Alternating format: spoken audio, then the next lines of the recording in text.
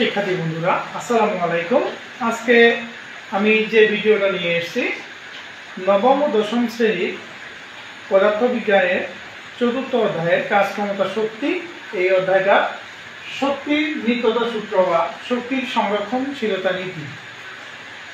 আমরা প্রায় বোর্ড পরীক্ষায় দেখি গ নম্বর প্রয়োগমূলক এবং ঘ নম্বর অনুধাবনমূলক প্রশ্নে এই সূত্র দিয়ে বিভিন্ন অঙ্ক দেওয়া থাকে। আমরা যদি সূত্রটা প্রতিপাদনটা ভালোভাবে বুঝতে পারি তাহলে এই সূত্রের আমরা অঙ্কগুলো করতে পারবো। এখন এই যে অঙ্কগুলো করব অবশ্যই আমাদের প্রতিপাদনটা বুঝতে হবে। যদি না জানি তাহলে আমরা কিন্তু অঙ্কগুলো করতে পারবো না। তো প্রিয় শিক্ষার্থীরা, আসুন আমরা কিভাবে প্রতিবেদনটা সহজে বুঝতে পারি আমি চেষ্টা করব তোমাদের বোঝানোর জন্য। দেখুন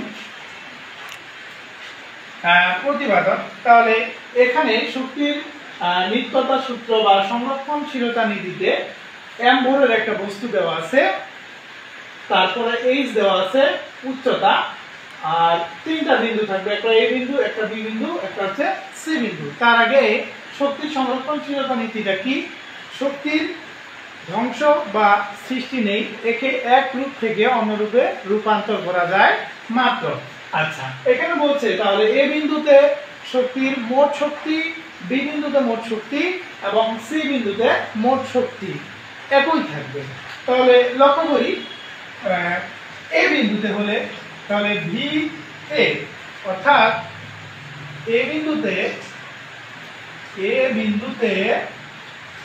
বিভব শক্তি, এ বিন্দুতে বিভব শক্তি, তাহলে কি হবে? এ বিন্দুতে বিভব শক্তি V M V square equal U square plus 2g h। এখানে হাফ যা আছে তাই এম দিলাম, তারপরে ইউ স্কয়ার, ইউ মানে আদিবেগ, আদিবেগ বস্তুটা এই অবস্থানে যখন আছে তখন এর আদিবেগ, যেহেতু বস্তুটা স্থির ছিল তার মানে এর আদিবেগ হবে 0 প্লাস 2g h মানে উচ্চতা। উচ্চতা এখানে উচ্চতা এই অবস্থানে যখন স্থির থাকবে বস্তুটা কোনো নড়াচড়া করবে না, তার মানে এর উচ্চতাটা কত? 0। তাহলে হাফ 0 0 সাথে গুণ করলেই 0 হয়ে যাবে। তাহলে এ বিন্দুতে গতিশক্তি টি এ ইকুয়াল 0 পাইলাম, আর এ বিন্দুতে বিভব শক্তি V A equal M G H. আচ্ছা, তাহলে অতএব এ বিন্দুতে মোট শক্তি মানে দুইটা যোগ করি, V A plus T A. V A মানে এম জি এইচ প্লাস টি এ মানে কি 0, তাহলে হবে এম জি এইচ।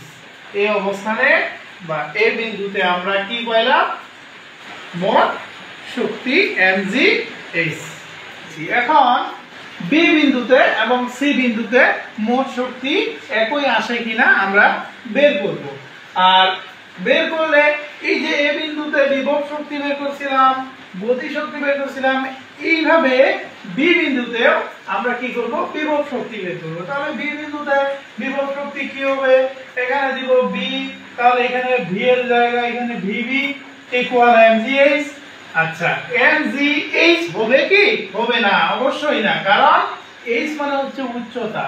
যখন বি বিন্দুতে ওই বস্তুটা আসবে, এই বস্তুটা যখন বি বিন্দুতে আসবে তখন এর উচ্চতাটা হবে অবশ্যই, যেহেতু এ বিন্দুতে উচ্চতা সি বিন্দু পর্যন্ত এইচ মানে এইচ উচ্চতা, এখান থেকে x দূরত্ব যদি অতিক্রম করে তাহলে এইচ থেকে x বিয়োগ করলে যেটা হবে এটাই হচ্ছে বি বিন্দুতে উচ্চতা। তাহলে এখানে হবে অবশ্যই h মাইনাস x। তাহলে x এটা ক্যালকুলেশন করলে কি হয়? ক্যালকুলেশন করলে হবে mg h minus mg x। এটা পাইলাম বি বিন্দুতে বিভব শক্তি। এখন বের করব বি বিন্দুতে গতি শক্তি। গতি শক্তি TB equal half M V square, half M V square equal U square plus 2gh। তাহলে হাফ এম ইউ মানে আদিবেগ, আদিবেগ কত ছিল? যখন বস্তুটা উপরে ছিল অবশ্যই স্থির ছিল, এ বিন্দুতে ছিল স্থির অবস্থায়, তার মানে আদিবেগটা অবশ্যই 0 0 প্লাস 2gh, h মানে উচ্চতা যত দেওয়া থাকবে, h মানে এখানে h হবে কি? অবশ্যই h হবে না, কারণ এখান থেকে এ বিন্দু থেকে বি বিন্দু পর্যন্ত আসতে x দূরত্ব অতিক্রম করছে, কারণ আমরা জানি v square equal u square plus 2g, 2a যদি ত্বরণ হইতো তাহলে as লিখতাম, যেহেতু এখানে অভিকর্ষ ত্বরণ g এবং উচ্চতা দেওয়া আছে, তার মানে এখানে অবশ্যই x দূরত্ব অতিক্রম করছে, তার মানে x কি হবে? এখানে এখানে হবে x, তাহলে এখানে কি হবে? x। তাহলে এখন দেখো হাফ m, এটার সাথে যদি এটা গুণ করি আমরা তাহলে কি হবে? 0 কি হবে? 0, কারণ 0 এর সাথে কোনো কিছু গুণ করলে কি হয়? এই যে 0। তাহলে আমরা এখানে 0 দিতে পারি, 0 প্লাস হাফ m, এর সাথে এখন গুণ করা হয়ে গেছে, এটার সাথে এখন এটা গুণ আছে, গুণ করলে হবে ইনটু 2gx, 2 2 কাটা যায়, কি থাকবে? mgx। এটা বের করলাম আমরা বি বিন্দুতে গতি শক্তি। এখন বি বিন্দুতে মোট শক্তি, বি বিন্দুতে মোট শক্তি, মোট শক্তি, মোট শক্তি কি? এ বিন্দুতে ভি বি, সরি বি বিন্দুতে ভিবি প্লাস বি বিন্দুতে গতি শক্তি টি বি, ভিবি দেওয়া আছে mgh মাইনাস mgx, টিবি মানে mgx। এখন আমরা যদি এইটা আর এটা কেটে দেই তাহলে কি থাকে? mgh। তাহলে বি বিন্দুতে মোট শক্তি কিন্তু আমরা পাইছি mgh, এ বিন্দুতে মোট শক্তি পাইছি mgh। এখন যে আছে বিন্দু, এখানে লক্ষ্য করো সি বিন্দু, এই যে সি বিন্দু, সি বিন্দুতে মোট শক্তি আমরা বের করব, যদি একই আসে তাহলে হচ্ছে শক্তির সংরক্ষণশীলতা নীতি মেনে চলবে। আচ্ছা, সি বিন্দুতে বের করলে ওই যে আমরা এর আগে বের করছি বিভব শক্তি, বি বিন্দুতে বিভব শক্তি, বি বিন্দুতে গতি শক্তি, একই ভাবে এখানেও বের করব। বি বিন্দুতে বিভব শক্তি জায়গায় লিখব সি বিন্দুতে বিভব শক্তি ভি সি। তাহলে mg, এখানে কিন্তু বিভব শক্তির সময় অবশ্যই নিচ থেকে কি করা হয়? উপরের দিকে যে উচ্চতাটা আছে এটা না হয়। তাহলে সি বিন্দুতে তো এর উচ্চতা নাই, তার মানে কি 0 0, তার মানে এখানে অবশ্যই কি দিব? mgh এর জায়গায় হবে 0, অর্থাৎ এখানে আমরা h দিয়ে দিলাম। আচ্ছা, m মানে বস্তুর ভর যা দেওয়া আছে, m দেওয়া আছে, g ইনটু h মানে হচ্ছে এখানে 0, এই যে 0 দিলাম। তাহলে 0 মানে কি? অবশ্যই ক্যালকুলেশন করলে 0 হবে। আচ্ছা, তাহলে এখানে সি বিন্দুতে গতি শক্তি T C equal half mv square, যেহেতু বেগ v square equal e square plus 2g, এখানে হবে অবশ্যই গতি শক্তির সময় উপর থেকে এর কি করব? বেগটা বিবেচনা করব। তাহলে এ বিন্দু থেকে সি বিন্দু পর্যন্ত এর দূরত্ব কত? অবশ্যই h মিটার, h মানে এই উচ্চতা, তাহলে এখানে কি হবে? h।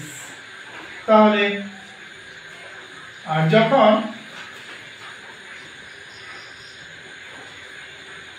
লক্ষ্য করো ক্যালকুলেশন করলে